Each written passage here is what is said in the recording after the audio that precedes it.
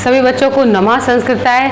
मैं पूनम YouTube के exam ज्ञान चैनल पर आपका बहुत बहुत स्वागत करती हूँ और आप इस चैनल को प्लीज़ सब्सक्राइब कर लें और वीडियो को लाइक कर लें तथा बेल आइकन भी दबा लें, प्रेस कर लें, ठीक है। और यहाँ पे अभी आपको डेमो क्लास दिए जा रहे हैं और इसके जैसे ही व्यवस्था सेटअप सही हो जाएगा तो आपको इसके विस्तृत पूरे प्रॉपर वीडियो मिलेंगे, ठीक है। क्या कह रही, ठीक है। तो इस तरह से आप वीडियो को सब्सक्राइब जरूर कर लें जिससे हमें बहुत अच्छा मोटिवेशन मिलता है। तो हम आपके लिए इस संस्कृत जगत में या फिर और भी किसी भी माध्यम से जो एग्जाम की बातें हैं वो आपको सब बताएंगे, प्रोवाइड कराएंगे, ठीक है। तो यहाँ हम आपको बता दें कि संस्कृत के बारे में हम लोग जानकारी ले रहे थे। तो जैसा कि जो सर्वज्ञ भूषण सर हैं, मैंने उनको अपना गुरु मानकर इस संस्कृत को आगे बढ़ाने का जो कार्य किया है तो उसमें आप सभी का सहयोग चाहिए। तो प्लीज़ मेरा सहयोग करें। तो यहाँ संस्कृत को हम लोग बता रहे थे, कुछ 5-5 मिनट के 1-2 वीडियो बने हुए थे। तो सबसे पहले जैसे हम लोग संस्कृत पढ़ते हैं, ठीक है, तो इसकी बात कर लेते हैं कि जो संस्कृत है इसमें कौन सा प्रत्यय है, क्या धातु है और इसका क्या अर्थ है बेटा। तो यहाँ देखेंगे, यहाँ पे सम उपसर्ग है, ठीक है, और एक शब्द है, कभी कभी पूछ लिया जाता कि आगम किसका हुआ है संस्कृत का, संस्कृत शब्द में आगम किसका हुआ, तब आप बताएंगे यहाँ पे सुट का आगम हुआ है, ठीक है। और क्रा धातु है, क्रा क्या है, यहाँ पे धातु है और कित प्रत्यय है। इतने शब्द से संस्कृत शब्द बना है, इतने शब्द से मिलकर संस्कृत शब्द बना है जिसका अर्थ है, संस्कृत का वास्तविक अर्थ है शुद्ध व परिनिष्ठित भाषा, ठीक है। आपको पता है कि संस्कृत सबसे पुरानी भाषा है, ठीक है, सबकी जननी है। तो वेद पुराण रामायण आदि की भाषा है, तो यही भाषा सबसे शुद्ध है और परिनिष्ठित परिमार्जित अच्छी भाषा है, ठीक है। तो आप देख रहे हैं कि संस्कृत कितना बढ़िया अर्थ है, किसके इसके सम उपसर्ग है, यहाँ सुट का आगम हुआ है, क्योंकि जो संस्कृत में सुट का आगम नहीं हो रहा था तो शब्द हमारा संस्कृत बन रहा था। इस संस्कृत अर्थ संस्कृत शब्द का वास्तव में अपना कोई अर्थ नहीं था, इसीलिए यहाँ सुट का आगम किया गया। तो सुट का आगम करने से इसका अर्थ जैसा बन गया जैसा होना चाहिए था, ठीक। तो इस तरह से आपने संस्कृत का जो शब्द होते हैं वो जान लिए। संस्कृत में प्रत्यय कौन सा है, कित, धातु कौन सी है, क्रा, अर्थात क्रा माने करने वाला, निर्माण करने वाला, जो किसी और भाषाओं का भी निर्माण करती रहती है और हमेशा अच्छे संस्कारों का निर्माण कराती है, ठीक है। अगला हम लोग देख लेते कि हम लोग संस्कृत व्याकरण पढ़ रहे हैं। आपको और भी सब्जेक्ट पढ़ाए जाएंगे लेकिन यहाँ अभी हम लोग संस्कृत की बात कर रहे हैं। संस्कृत व्याकरण, व्याकरण में बी और आंग ये 2 उपसर्ग हैं। यहाँ पे उपसर्ग संस्कृत में 22 होते हैं, सभी आपको बताया जाएगा। वी और आंग 2 उपसर्ग हैं। यहाँ भी क्रा धातु है और यहाँ पे ल्युट प्रत्यय है। यहाँ पे कौन सा प्रत्यय है, यहाँ पे ल्युट प्रत्यय है। जब भी किसी शब्द पर इस प्रकार का साइन लग जाता है, चिन्ह लग जाता है, तो वो संस्कृत में धातु का चिन्ह होता है। इससे माना जाता है कि ये शब्द जो लिखा है इसके पास ये कोई ना कोई धातु है, ठीक है। क्या है, कोई ना कोई धातु है। तो इसी तरह से आपने देखा कि यहाँ 2 उपसर्ग हैं, क्रा धातु है, ल्युट प्रत्यय है। इसका अपना क्या अर्थ है, व्याकरण का अर्थ है कि किसी भी कठिन वाक्य को सरल वाक्य में परिवर्तित कर देना, सरल वाक्य में परिवर्तित कर देना जिससे आम लोगों को आसानी से समझ में आ जाए, ठीक है, परिवर्तित कर देना जिससे आम लोगों को क्या हो जाए, आसानी से समझ में आ जाए, ठीक है। तो इतना आपको समझ में आ गया होगा। तो इसी बारे में जैसे कि हमने पाणिनि के बारे में बताया था, त्रिमुनि के बारे में बताया था और कुछ माहेश्वर सूत्र के बारे में बताया था। इसी तरह आज हम आपको बहुत ही कम समय में प्रत्याहार के बारे में बताएंगे। ये डेमो क्लास जैसा समझ लो एक प्रकार से। इसके सभी के बड़े वीडियो मिलेंगे। यहाँ अभी आपको डेमो क्लास दिए जा रहे हैं। प्रत्याहार के बारे में बात करेंगे तो देखेंगे कि प्रत्याहार में भी क्या उपसर्ग होते हैं, क्या होता है। ठीक है, तो प्रत्याहार में भी प्रति और आपका क्या होता है, प्रति और अंग दो उपसर्ग होते हैं। प्रत्याहार में भी प्रति और अंग दो उपसर्ग होते हैं। यहाँ पे ह्रा धातु होती है। ह्रा क्या होती है, धातु होती है। और यहाँ प्रत्यय कौन सा होता है, प्रत्यय घय होता है। क्या प्रत्यय होता है, घय होता। प्रत्यय हमेशा शब्द के बाद में लिखा मिलता है और उपसर्ग हमेशा शब्द से पहले लिखा मिलता है। तो प्रत्यंग दो उपसर्ग हैं, ह्रा धातु है और घय प्रत्यय बना, प्रत्यय मिलाकर बना है शब्द प्रत्याहार। क्या बना है बेटा, प्रत्याहार बना है बेटा। तो यहाँ पे देखेंगे कि प्रत्याहार का क्या मतलब है। जैसे इन दोनों का मतलब था, वैसे ही प्रत्याहार का मतलब है किसी भी बड़ी बात को संक्षिप्त कर देना। ठीक है, ज्यादा शब्द को कम शब्दों में बोलना ही प्रत्याहार होता है, संक्षिप्त कर देना। तो आपने देखा कि जो प्रत्याहार है इनका मतलब संक्षिप्त करना होता है। जैसे हमें 10 शब्द बोलना थे, लेकिन हमने उन 10 शब्द को मात्र 2 शब्दों में बोल दिया। एक पहला शब्द लिया और उसका लास्ट वाला शब्द ले लिया, हमारा बन गया प्रत्याहार। ठीक है, तो इसी तरह से आगे देखते हैं कि अगर आपसे पूछा जाए कि प्रत्याहार की संख्या कितनी होती है, प्रत्याहार की संख्या कितनी होती है, यहाँ डेमो क्लास की तरह से एक शॉर्ट वीडियो दे रहे हैं आपको। तो यहाँ प्रत्याहार की संख्या अगर आपसे पूछा जाए तो प्रत्याहार की संख्या 42 होती है। ठीक है, टेट सुपर टेट में ये संख्या 42 आंसर सही होता है। लेकिन बात टीजीटी की कर दें, बात टीजीटी की कर दें तो आपकी संख्या 43 सही होती है, 43 सही होती है बेटा। क्यों होती है, क्योंकि 42 प्रत्याहार वो सब प्रत्याहार हैं जिन्होंने सबको प्रत्याहार माना।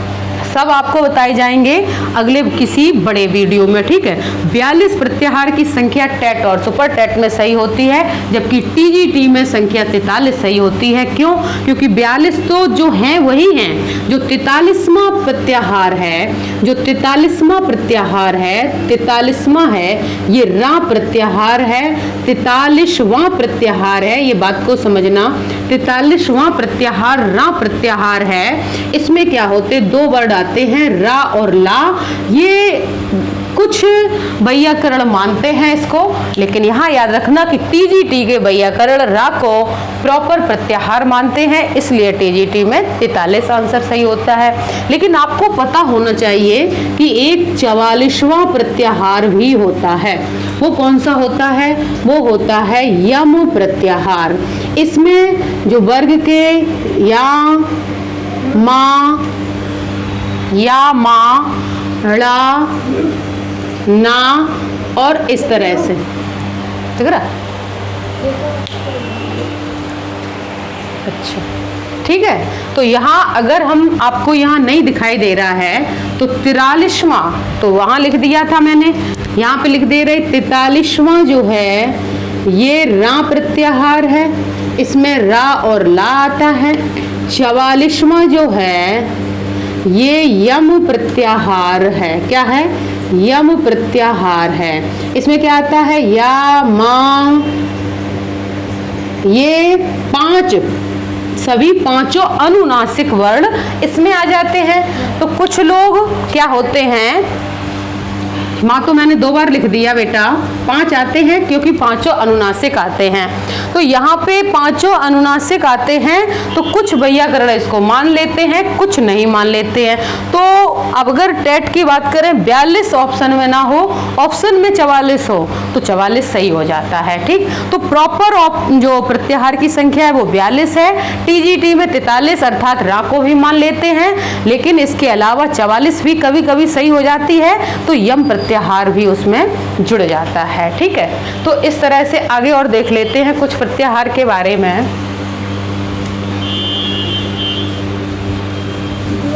तो ये आपको समझ में आ रहा होगा। ठीक है, आगे देखेंगे। तो प्लीज आप क्या करेंगे, वीडियो को लाइक कर लेंगे, ठीक है, चैनल को सब्सक्राइब करके बेल आइकन प्रेस कर लेंगे।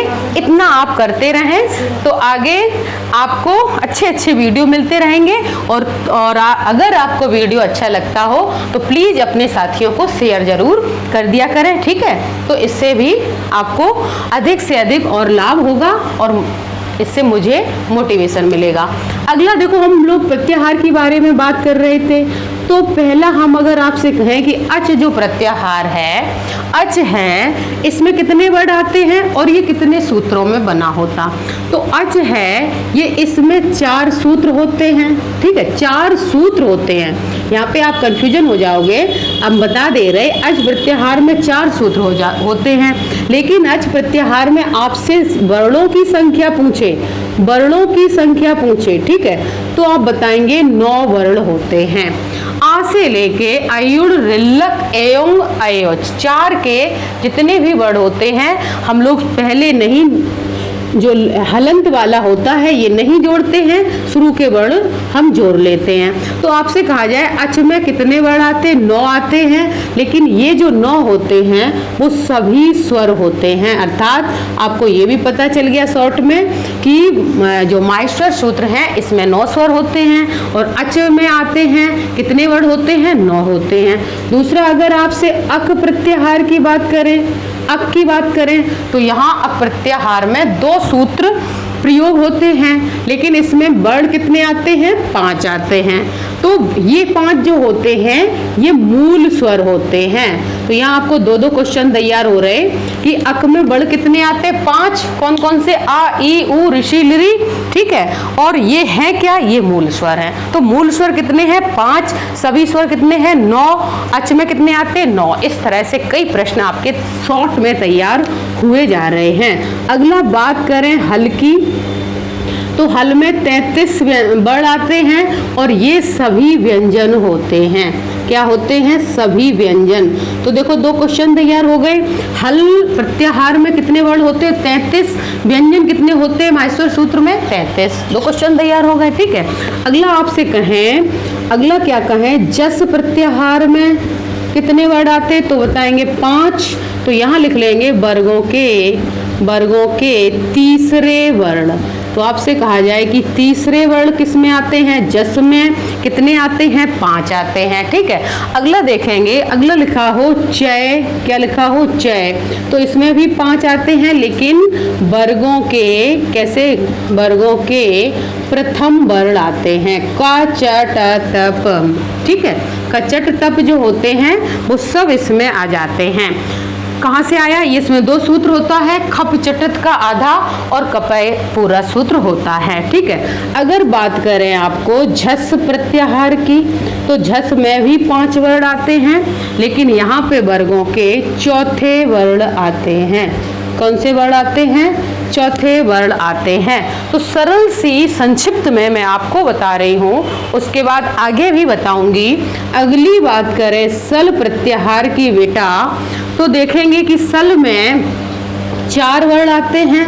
तो ये कौन से वर्ण होते हैं? सल में ऊष्म वर्ण आते हैं। तो देखो क्वेश्चन कैसे, सल में कितने वर्ण आते हैं? 4 आते हैं। ऊष्म वर्ण किस में आते हैं? सल में। कितने होते हैं? 4 होते हैं। सा, यहाँ लिख दे रहे, सा, शा और हा, ठीक है। ये 4 ऊष्म वर्ण कहे जाते हैं, सल प्रत्याहार में आते हैं। अगला हो यड़ प्रत्याहार में क्या आता है? 4 वर्ण आते हैं। अंतस्थ वर्ण आते हैं। अंतस्थ वर्ण आते हैं। अंतस्थ कितने होते? 4 होते। या, रा, लावा क्या होते? अंतस्थ होते हैं। इन्हीं को अर्ध स्वर कहा जाता है। इन्हीं को क्या कहा जाता है? अर्ध स्वर कहा जाता है। तो कितनी सरल भाषा में आपको शॉर्ट में प्रत्यय बताए जा रहे। यहाँ आपको दिखाई दे रहा है एक प्रत्यय होता है एंग, 2 वर्ण आते हैं ए और ओ। ये गुण संज्ञक वर्ण होते हैं। गुण संज्ञक वर्ण होते हैं, ठीक है। और एक प्रत्यय होता है एच, 2 वर्ण आते हैं अय और औ। अय और औ वृद्धि संज्ञक वर्ण होते हैं। वृद्धि संज्ञक वर्ण होते हैं, ठीक है, अगला देखेंगे कि इतना तो मैंने आपको बता दिया। मैं एक आपको, अच्छा 1 मिनट, यदि आपको यहाँ नहीं दिखाई दे रहा है तो यहाँ हम ये वाला प्रत्यय आपको और दूसरी जगह लिख दे रहे हैं। ठीक है, यहाँ पे इंग तक बात हो गई थी। बात करें एच की, ठीक है, एच की तो 2 आते हैं, आई और औ। ये कैसे होते हैं? ये वृद्धि संज्ञक होते हैं, ये वृद्धि संज्ञक वर्ण होते हैं। ठीक है, एक प्रत्याहार है अल। आपसे पूछा जाए सभी वर्ण किस प्रत्याहार में आते हैं तो बता देंगे अल प्रत्याहार में आते हैं। किस में आते हैं बेटा? सभी वर्ण अल प्रत्याहार में आते हैं तैयारा। ठीक है, आगे देखेंगे इसका प्रत्याहार का एक सूत्र होता है, प्रत्याहार का एक सूत्र होता है आदिरत्येन